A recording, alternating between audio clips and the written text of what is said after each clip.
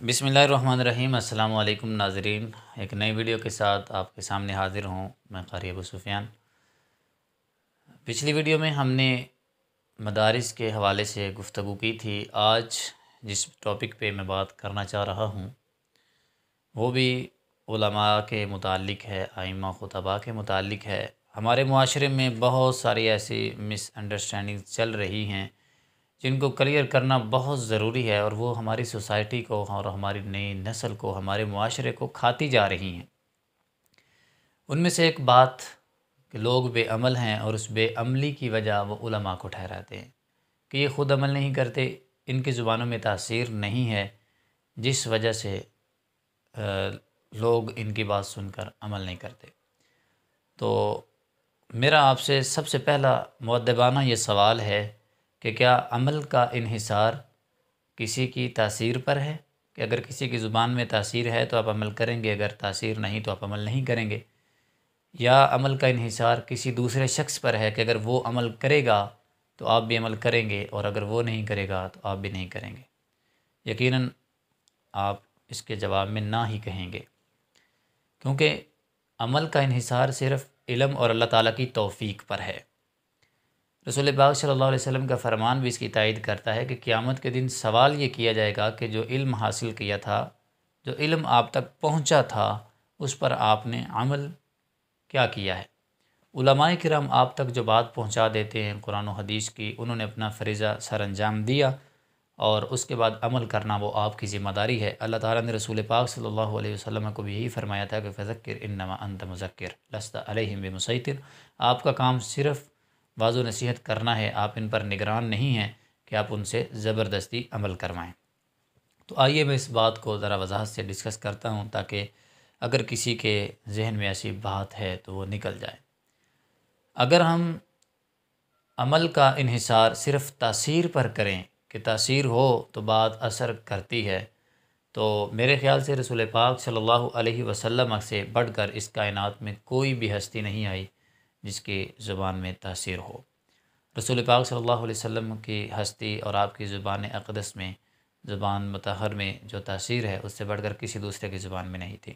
اس کے باوجود ابو جہل اور ابو لہب ہی رہے، ان میں کوئی تبدیلی نہیں آئی، حالانکہ آپ صلی اللہ علیہ وسلم کی زبان میں تاثیر کتنی تھی۔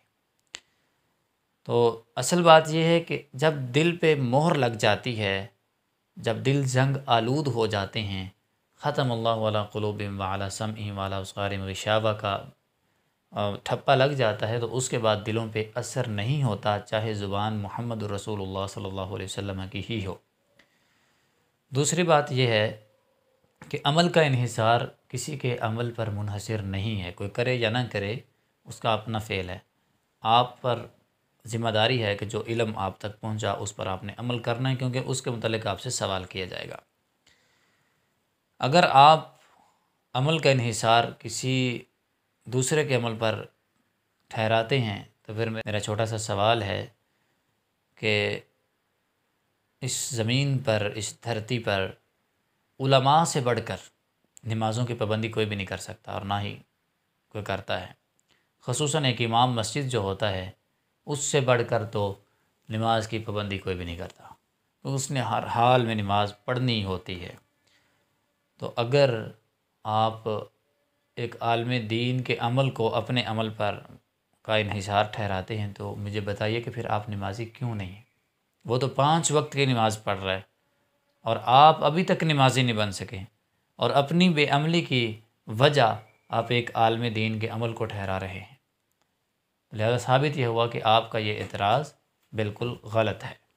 یہ دونوں باتیں جو ہمارے معاشرے میں چلی ہوئی ہیں کہ اس کی زبان میں تاثیر نہیں ہے، وہ عمل نہیں کرتا، تو یہ دونوں باتوں کا جواب میں آپ کو دے چکا ہوں کہ نہ تو عمل کا انحصار کسی کی تاثیر پر ہے، اور نہ عمل کا انحصار کسی دوسرے شخص پر ہے۔